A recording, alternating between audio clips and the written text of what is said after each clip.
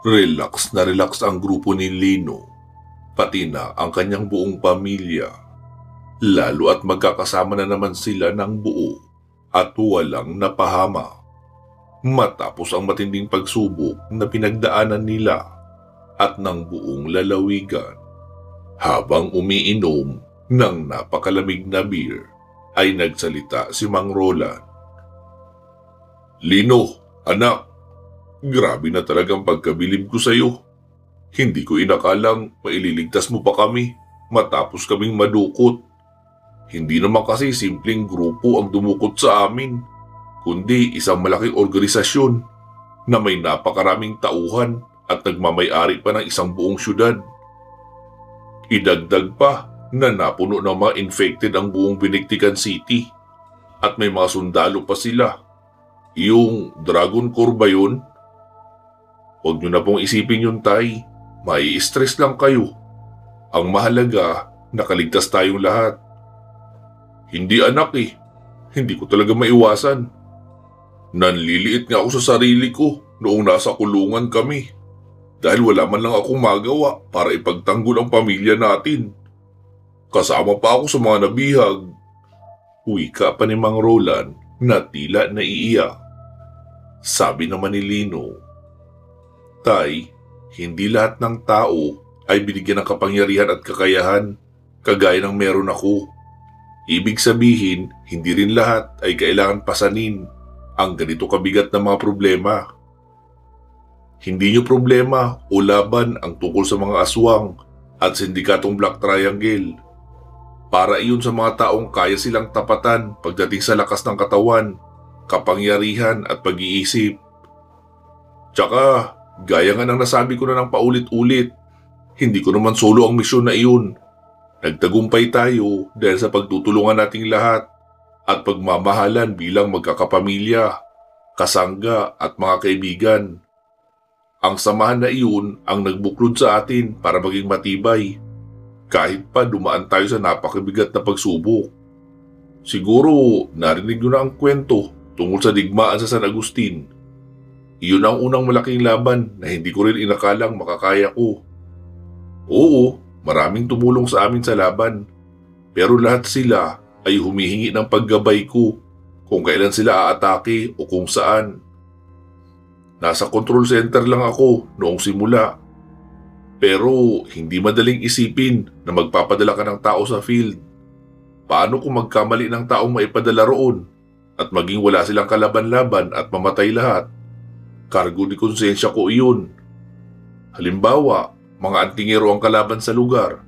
Tapos, yung mga kasanggang rebelde ang naipadala ko roon. E di paglalaruan lang sila ng mga antingero at wala silang laban. Dahil mismatch yun. Kaya bawat command na binibitawan ko, halos makasampung beses ko ipinagdarasal na sana hindi ako magkamali ng pagpapadala ng tao roon para hindi sila mapahamak. At kung may mapahamak man, at least sa patas na laban. Hindi yun magiging sobrang bigat sa dibdib ko. Kaya wag nyo na yung isipin na pasanin nyo pa ang mga ganoong bagay. Sa akin iniatang iyon, ibig sabihin kaya ko. Kaya wag mong dibdibin kung wala kang nagawa.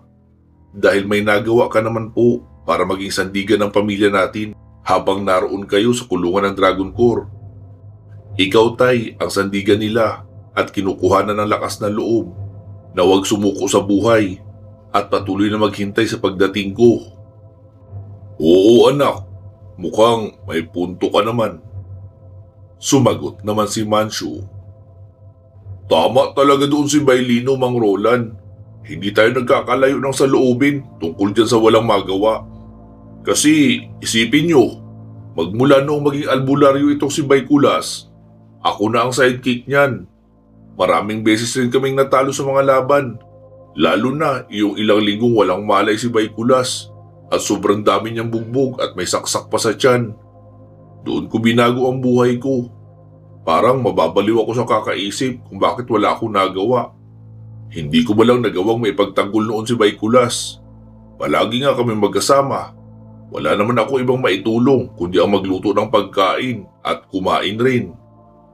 Pero kung iisipin natin, ang maliliit na bagay na nagagawa natin ay malaking bagay na iyon sa ibang tao na hindi na kailangan gawin iyon dahil tayo na ang gagawa para sa kanila. Kanya-kanyang responsibilidad lang iyan. Kita mo nga hanggang ngayon, wala pa rin akong kapangyarihan. Pero pinipilit ko pa rin makatulong kay Bay Kulas o kahit kay Bay Lino sa paraang alam ko. Ibig sabihin, hindi natin kailangan maging kagaya nila dahil nariyan na sila sa responsibilidad na iyan.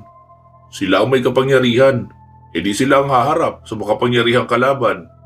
Backup dancer lang tayo, Mang Roland. Wika pa ni Mancio sa tonong pabiro, pero seryoso naman ang punto. Oo nga, Mancio, salamat sa paglilinaw. Akala ko ako lang ang nakakaramdam ng ganoon Wika pang muli ni Mang Roland. Makalipas ang mahigit 2 oras ng pag-iinom, ay naging makulimlim na ang paligid dahil dapit hapon na. Sabi naman ni Rosalia, "Tara na, Roulette at Beth, maligo na tayo sa dagat. Matagal natin itong pinangarap na makaligo ng dagat. Kaya ngayong nandito na tayo, samantalahin na natin." "Oo, Rosalia, tama ka," sagot ni Roulette. At sa harap lang din mismo ng kalalakihan, nagtanggal ng t-shirt at maong na shorts. Kaya naman, nanlaki ang mga mata ng mga kalalakihan dahil sa nakitang napakagandang alindog ng dalagang asasin. Lalo at terno na kulay pulang two-piece ang suot noon na may disenyong bulaklak. "Oh, kayo, anong tinitingin-tingin nyo dyan? Sumabay na kayong maligo. Willing ako magmasahe kung sino ang makakatalo sa akin sa languyan." Wika pa ni Roulette. Sabi naman ni Lino, "Oh, Bay Kulas, Bay Mancio, ano pang hinihintay nyo? Libreng masahe raw Siguradong mabibilis kayo lumangoy dahil sa isla naman kayo lumaki." Napalunok naman ang laway niya si Mancio na nakatitig sa nakangiting mukha ng dalaga. "Bahala kayo. Magaling pa naman ako magmasahe." Wika ni Roulette at nagpatuloy na sa pagpunta sa tabing dagat upang sundan si Rosalia. Nagsisunod na rin si Beth at Dodong, pati na si Leandra. Sabi naman ni Lino, "Kunyari pa ang dalawang ito Ayaw daw makipagkarera. Napapalunok naman ang laway." Sabi naman ni Mancio, "Di ba Bay Lino? Ano mo rin yung si Roulette?" "Anong ano ka dyan? Huwag mo nang alamin. Basta ang sinasabi ko sa inyo, hindi nyo pagsisisihan kapag nakasama nyo yun. Liberated naman yun at open sa kahit anong klaseng ugnayan." Sabi naman ni Kulas, "So tama ako, dumaan na rin iyon sa iyo, Bay Lino." Sabi naman ni Lino, "Ano ka ba, Bay Kulas? Hindi na dapat iyon pinag-uusapan. Kung gusto mo ring maranasan ang bagay na maaring naranasan ko na, edi kumilos ka. Iniimbitahan naman kayo, di ba? Ibig sabihin pumapayag siya." Napangiti na lang si Kulas at sinabing, "Matanda na ako para sa ganyang bagay. Hanggang pagnanasa na lang sa isip ang kaya kong gawin. Uuwi na lang ako ng Naranjo. Sigurado akong naroon ang asawa kong si Fami. Uhaw na naghihintay din sa akin. Doon ko na lang ibubuhos ang gigil ko." Sabi naman ni Lino, "Sa bagay, tama ka dyan, Bay Kulas. Ikaw, Bay Mancio?" Sabi naman ni Mancio, "Maliligo na ako. Susubukan ko lang kung mabilis pa rin ba ako lumangoy. Pero wala akong interes sa babaeng yun, no?" Sagot noon at tumakbo na papuntang tabing dagat. Sabay sabing, "Uy, Miss Roulette, hintay! Ilalampasok kita sa languyan. Champion kaya ako sa languyan sa amin." Wika pa noon. Napakamot na lang ng ulo nila si Kulas at Lino. Sumapit ang paglubog ng araw. Isa-isa nang nagsiahon ang mga naligo sa dagat. Nakita nila si Mancio na hinahapo habang naglalakad papalapit. "Oh, ano nangyari sa'yo?" tanong ni Lino. "Hayop ang Roulette na yun. Kung lumangoy, parang hinihila ng speedboat sa bilis Binigyan pa nga ako ng partida. Hindi ko pa rin naunahan. Ang bilis lumangoy." Sabi naman ni Lino, "Hindi yan tatawaging matinik na asasin kung hindi yan magaling sa halos lahat ng bagay. Kaya kung languyan na usapan lang, baka pang kompetisyon ang kakayahan yan. Oo nga, Baylino eh. Sobrang bilis niya lumangoy.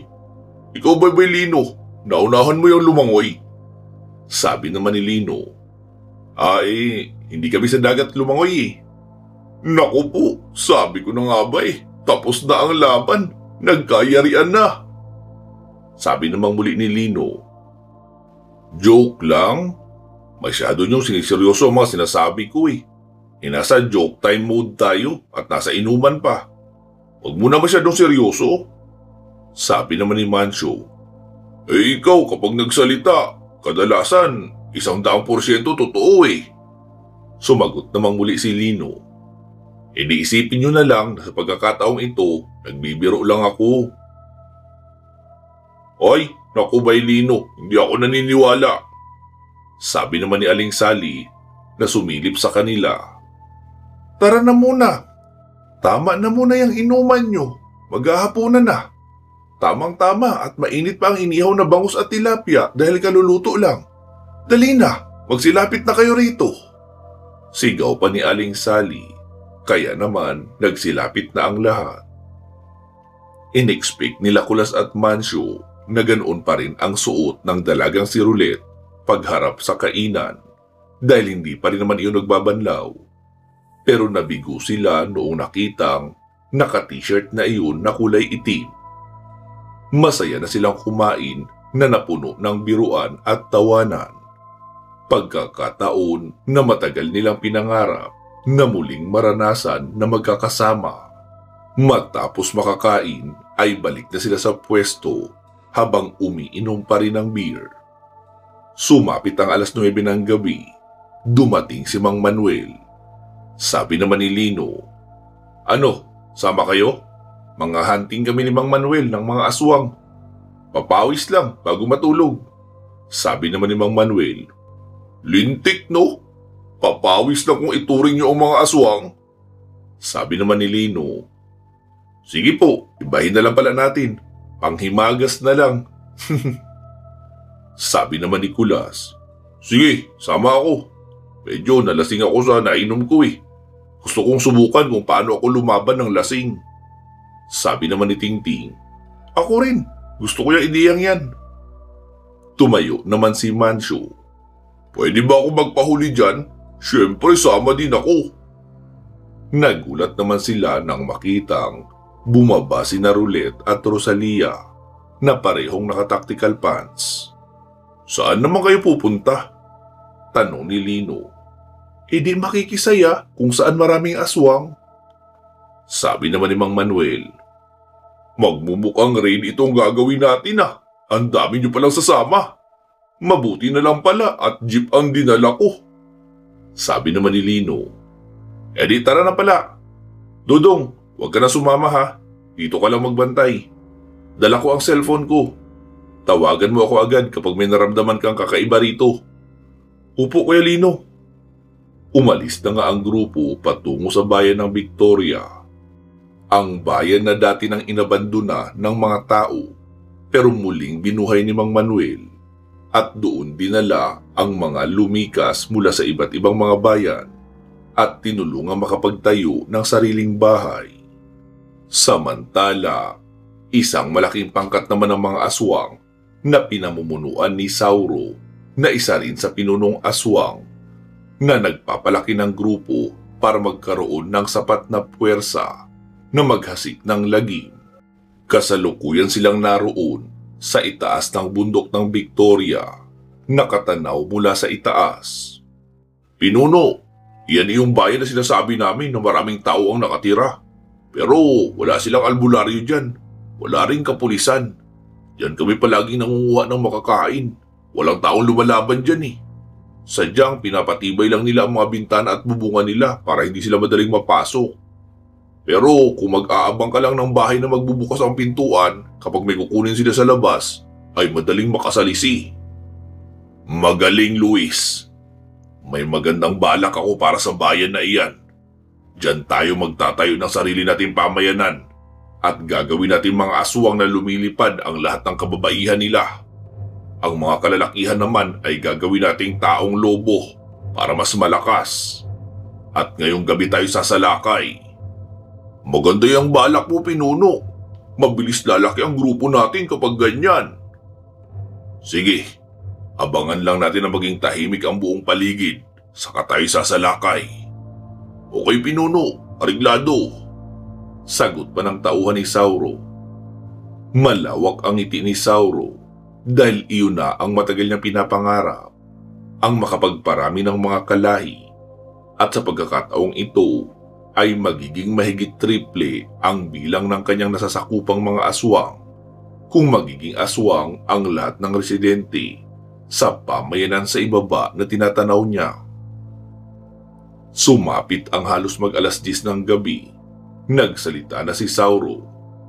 Nasa harap niya ang 50 na kababaihang aswang na dipakpak at ang 70 naman na kalalakihan ng mga taong lobo mula sa lahi ng mga gabunan. Mga alagad ko, nasa harapan na natin ang bayan na magiging bago nating tirahan. Pero bago iyan ay kailangan hawaan muna natin silang lahat para makapagparami tayo. Kagat sa leeg o kahit saang parte ng katawan ang gagawin nyo. Pero huwag masyadong matagal. Hindi sila dapat mapatay. Mangyayanggaw lang muna tayo ngayon. Pero sa dami ng masisipsipan nyo ng dugo, ay sigurado naman akong mabubusog na rin kayo. Malinaw ba yon? Pinuno, paano kung may manlaban sa kanila at hindi takot sa amin? Anong gagawin namin? Eh di iyon na ang pwede nyong lapain. Ayoko nang magiging tauhan na suwail. Kaya gagawin nating laman tiyan ang mga matatapang at suwail na tao. Ariglado, Pinuno! Sagot pa ng lahat at agad nang kumalat para sumalakay sa bayan ng Victoria. Samantala, sa bahagi naman ni Lino, saktong kakababa lang nila ng jeep sa may bungad ng Victoria. Sabi pa ni Kulas, Mang Manuel, ilang pamilya nakatira rito? Mga 100 na rin siguro mahigit na pamilya at malawak na rin ang bahagi nito na may mga bahay. Hindi dapat pala maghati tayo sa 2 grupo para maikot natin ng mabilis. Sabi naman ni Rosalia, 3 grupo tayo. Kami ni Roulette lang ang magsasama. Sabi naman ni Lino, okay sige, sigurado naman akong kaya nyo na ang sarili nyo. Mang Manuel, tayong 2 ang magsasama. Tapos kayong 3 naman, Kulas, Tingting at Manjo. Okay sige. Sagot ng 3 at sumunod na sa mabilis na paglalakad ni Rosalia at Roulette. Habang naglalakad si Lino at Mang Manuel, sabi ni Lino, Mang Manuel, may nararamdaman akong mga aswang. Iyan na nga ba sinasabi ko, Lino eh. Kapag kasama ka ay hindi talaga mabubukya dahil lapitin ka ng mga aswang eh. So, dahil sa sinabi mong mga aswang, mahigit sa 1, 2 ba sila o 3? Hindi, Mang Manuel. So, 5 o 10? Mga nasa 100 po mahigit. Ha? Nagbibiro ka ba, Lino? Paano magkakaroon ng ganyan kadaming aswang rito? Halos gabi-gabi naman kami nagro-ronda rito. Pero wala naman kaming matsyempuhan. Sa tingin mo, gagawin kong biro ang ganitong bagay, Mang Manuel? Seryosong wika ni Lino. Ala, pasensya ka na, Lino. Hindi lang ako makapaniwala sa ganoon karami. 100? Parang isang malaking pamayanan na yan ng mga aswang eh. Hindi na sinagot ni Lino ang mga sinabi ni Mang Manuel. Kinuha na lang niya ang kanyang cellphone at tinawagan si Rosalia. Hello, Rosalia. Maraming aswang na paparating. Mahigit 100, kaya maghanda kayo. Nakikita niyo pa ba dyan sina Kulas? Balaan niyo sila at paghandain na rin. Oo, Lino. Narito pa sila sa may likuran namin. Ayaw humiwalay. Daldal pa ng daldal. Okay, sige. Maghanda na kayo. Balaan niyo sila. Wika ni Lino at isinuksok na ang cellphone sa likuran. Sabi naman ni Mang Manuel, sobrang seryoso ka nga talaga sa 100 aswang na sinasabi mo. Itinaas ni Lino ang tingin. Nakita niya na may hindi mabilang na mga nilalang na lumilipad sa ere. Pinagana ni Lino ang kanyang ikalawang antas ng espiritual na paningin. Ayon Mang Manuel, mga mandaragit, mga nasa 50 siguro sila. Hala, ano bang nangyayari rito, Lino? Nakakatakot naman. Bakit ganyan karami? Akala ko mga paniki lang ang mga iyan eh. Hindi Mang Manuel, puro sila mga babaeng aswang. Naroon naman ang mga lalaking aswang sa madilim na bahagi ng kagubatan. Pababa na rin sila, nakikita ko. Nararamdaman mo ba ang pag-uga sa lupa? Sila yan. Mas marami sila kaysa sa mga babaeng lumilipad sa itaas. Hala Lino, kakayanin ba natin sila? Masyado na yata ang marami yan para sa atin. Iilan lang tayo. Sabi naman ni Lino. Kaya natin yan Mang Manuel. Nakakapagdebosyon ka pa rin ba? Oo naman. Yun ang hindi ko pinapalampas araw-araw. Yun ang natatangi kong sandata kapag medyo may kalakasan ng aswang na nakakalaban ko at hindi na kaya ng mano-manong laban. Mabuti kung ganun. Sige, lumuhod ka po muna. Ha? Bakit mo ako papaluhurin? Kakargahan kita ng karagdagang puder na magagamit mo sa laban ngayon. Matinding labanan ang kakaharapin natin. At wala tayong mahuhugot pa ng mga tao. Ayoko ring palabasin ang mga residente rito dahil siguradong mapapahamak lang sila. Hindi naman sila mga mandirigma. Lino? Masakit ba yan? Opo, para kang kinukuryente ng 1,000 voltahe ng kuryente. Naku Lino, baka hindi ko kayanin yan at ikamatay ko pa. Hindi ba po, sabi nyo naman, regular kayo nagdedebosyon para sa poder? E di kaya nyo na ito. Sigurado ka dyan, Lino? Opo, tsaka kailangan nyo talaga ito ngayon kung ayaw nyong maaga kayong maging hapunan ng mga aswang na paparating. Sige Lino, ikaw na ang bahala sa akin. May tiwala ako sa iyo. Wika pa ni Mang Manuel at lumuhod na sa harapan ni Lino. Lumipat naman si Lino sa may likuran nito at mula doon ay inilapat niya ang kanyang dalawang kamay sa magkabilang balikat ni Mang Manuel at sinimulan ang pagpapasa ng espiritual na lakas. Noong una ay nakangiwi lang ang mukha ng matanda habang tinitiis ang kuryente na gumagapang patungo sa kanyang buong katawan hanggang sa hindi na nito matagalan ang sakit at napapasigaw na. Sabi naman ni Lino, "Saglit lang Mang Manuel, tiisin nyo lang, kailangan nyo ito." Nakadapa na si Mang Manuel sa lupa at nakakuyom ang mga kamay. Noong matapos ang proseso ay inalis na ni Lino ang kanyang mga kamay. Si Mang Manuel naman ay hingal kabayo sa sobrang pagod at kakapusan ng hininga. Ilang saglit pa ay tinulungan na siya ni Lino na tumayo. Kumusta ang pakiramdam mo Mang Manuel? Kakaiba Lino ang pakiramdam ko ngayon. Parang ang lakas-lakas ko. Tsaka malamig pero parang buhay na enerhiya ang nasa loob ko. Ganito pala ang pakiramdam ng may malakas na enerhiya kagaya ng sayo. Opo, ganyan nga po. Pero nasa 5% lang ang binigay ko sayo. Iyon lang kasi ang kakayanin mong dalhin sa ngayon. Ha? Ganun? Ibig sabihin sobra-sobra talaga ang kapangyarihan na meron ka? Parang ganun na nga po. Pero kailangan kong kontrolin para hindi madamay ang mga hindi dapat. Sige po Mang Manuel, humanda na kayo. Ibababa ko na ang ibang mga lumilipad. Tapos gamitan nyo ng itak at pagtatagpasin sa liig para siguradong hindi na mabubuhay pa. Kaya ko ba yun Lino? Matigas ang liig nila di ba? Opo, kaya mo yun. Tsaka sa normal na tao at hindi gaanong malakas ay mahirap pumutol ng liig dahil sa buto. Pero dahil sa karga niyong lakas mula sa akin, mas malakas ka na ngayon kaysa sa normal na tao at hindi basta-basta makakaramdam ng pagod. Paano mo naman ibababa ang mga lumilipad na yun, Lino? Hihintayin natin makarating rito? Hindi po, ganito lang ang gagawin ko. Wika ni Lino at may ilang kataga na binanggit sabay taas ng kamay. Ilang saglit pa ay tila umulan ng maliliit na kidlat sa itaas at tumama iyon sa napakaraming mga aswang na lumilipad. Kaya halos magsabay-sabay ang mga iyon na nag-crash landing papabulusok sa direksyon ni Lino. Sa isang kumpas lang ng kamay ay nagkaroon ng espada si Lino na hugis kidlat. Wow! Ang bangis! Akala ko wala kang armas, Lino eh.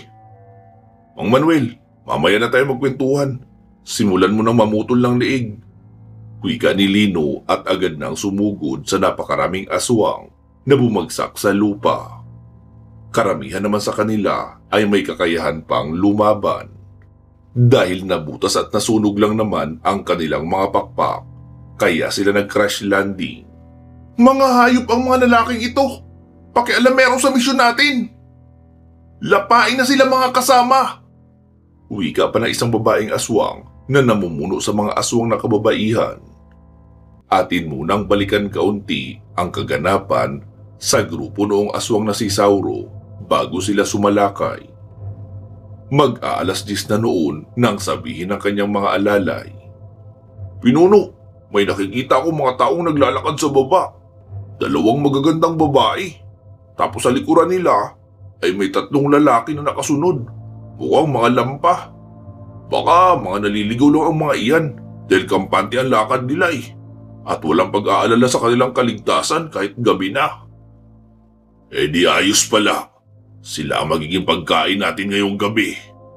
Kahit kulang ay pwede na yan pagtiyagaan. Ilan ba silang lahat? 7, Pinuno. May 2 pang nasa huli naglalakad. Mukhang mga matatanda. Mabagal maglakad eh. Eh di sige. Simulan na ang pagsalakay sa pamayanan. Pero unahin niyo munang damputin ang 7 yun para makakain muna ang iba sa inyo. Masarap maglaro din ngayon kaunti. Paglaruan muna natin ang 7 iyon. Rita, sige na. Salakayin niyo na ang 2 matandang nahuhuli sa paglalakad. Algor, kayo ng mga gabunan ang dumakip doon sa 5 nauuna sa paglalakad. Ariglado, Pinuno! Wika ng lahat at agad nang nagsitalon sa pangpang ang mga kababaihang aswang at agad naglabasan ang mga pakpak sa kanilang likuran. Ang mga kalalakihan naman ay tumalon rin pa ibaba ng pangpang at agad tinubuan ng balahibo, saka tumakbo ng mabilis pa ibaba.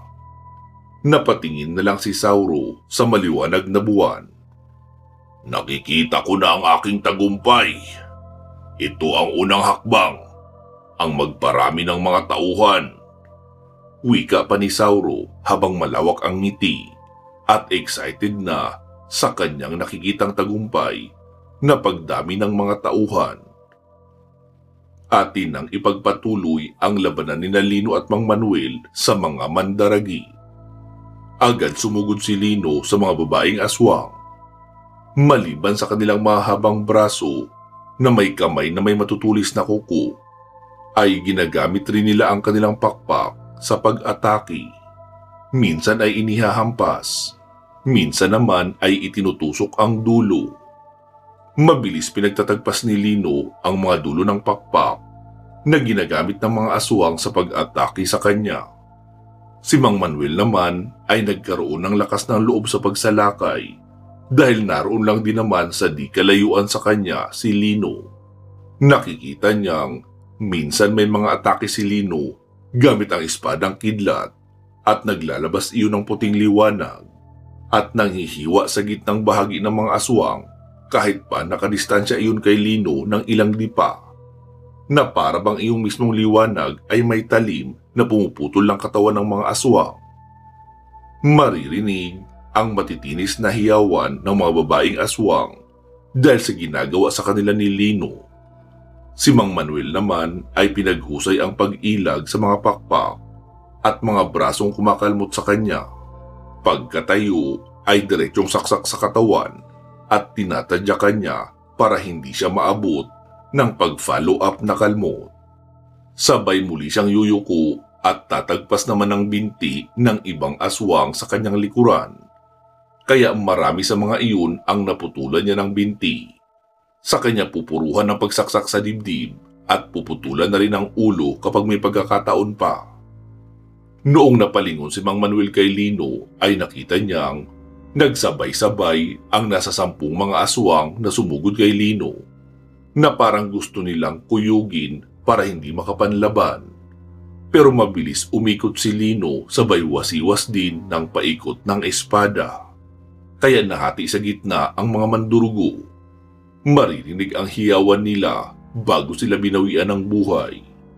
May 3 aswang pa ang tumakbo at tumalo ng mataas papunta kay Lino.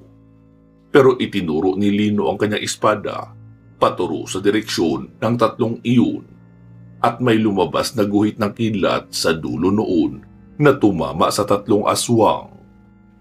At agad ang mga iyon naging abo. Dahil doon ay biglang nagdalawang isip ang ibang mga aswang na sumalakay pa kay Lino. Si Mang Manuel na lang ang kinuyog nila. Pero mabilis namang nagtatakbo si Mang Manuel paikot-ikot sa mga kalapit na puno. Kaya hindi siya magawang makorner ng mga iyon. Gumamit si Lino ng tagabulag at bigla siyang nawala. Sabi naman ni Mang Manuel, "Lino, nasaan ka na? Bakit mo ako iniwan rito?" Wika ng matanda na biglang nag-alala. Sabi naman noong isang aswang, "Wala ka nang kasama, tanda. Iniwan ka na niya, kaya sa amin ka na. Pwede ka na namin maging laman tiyan." Wika noon at napaligiran na nila bigla si Mang Manuel. Noong magsiakyat ang iba sa puno at mula doon ay tumalon pa ibaba upang maharangan nila sa pagtakbo si Mang Manuel. Sabi naman ni Mang Manuel, "Maaaring maging laman tiyan nyo nga ako, pero sisiguraduhin kong marami rin ako makakarni sa inyo para panalo pa rin ako. Nabilang nyo ba kung ilan sa inyo ang napatay ko? Nasa 10 na rin iyon, kaya doon pa lang ay panalo na ako." "Pangahas ka, tanda!" Sigaw ng babaeng aswang at akmang tatalo na si Mang Manuel. Pero bigla iyong nahinto sa paggalaw at nagliyab ang buong katawan. Nagkatinginan ang iba pang mga aswang at nagpalingalinga sa paligid pero wala talaga silang makita. At isa-isa na silang nagliyab hanggang sa isa na lang ang natira. Nagliyab na rin iyon habang may pagtataka sa mukha. Nang biglang lumitaw si Lino mula sa likuran ng aswang na iyon habang hawak niya ang bato. "Ibig sabihin, ikaw ang tumupok sa kanila, Lino? Akala ko iniwan mo na ako eh." Sabi naman ni Lino, "Talaga bang naisip mo na posible kitang iwanan sa ganitong pagkakataon? Kinukulang ka na yata ng tiwala sa akin, Mang Manuel ah." "Pasensya na, Lino.